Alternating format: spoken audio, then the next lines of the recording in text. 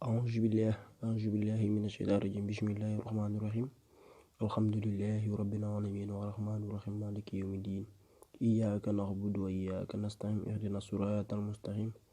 اللهم صل على سيدنا محمد وسلم تسليما يكن فيكون اللهم آمين.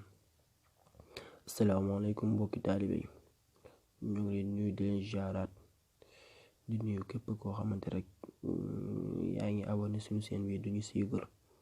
ñu ngi leen nuyu di leen jaar bu baax a baax.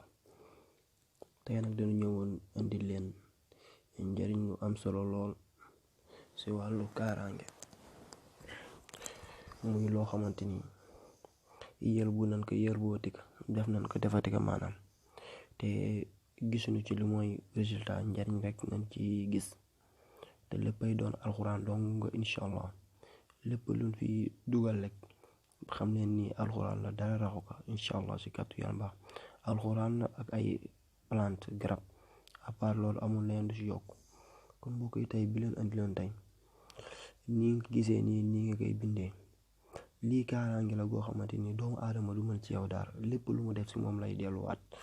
moo xam ku mu mënti doon nag, moo xam lu mu bëgg a jëm def si yow, moo xam dala doon jéem a liggéey wala mu bëgg la nopp, lu mu la mënti def suba ba ngoon du la jàpp, day delluwaat ci moom. kon loolu am solo la.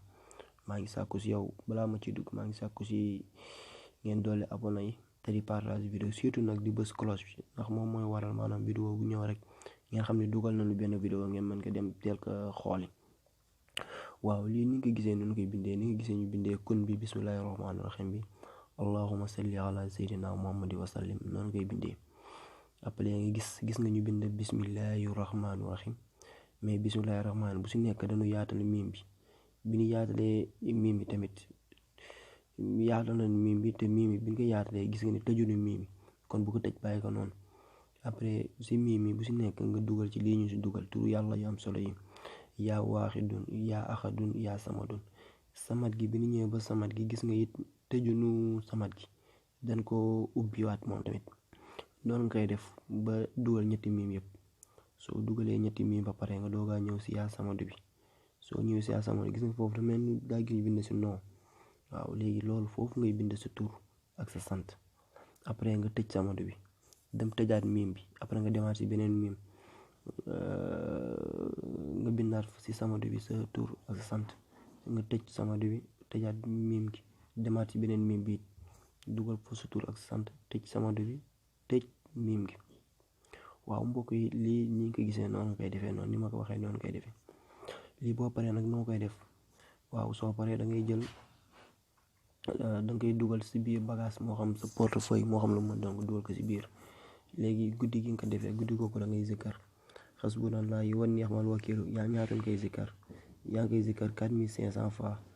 après nga demaat yaa waaxidu, yaa axadu, yaa samadu, moom it nga zikkar 450 fois.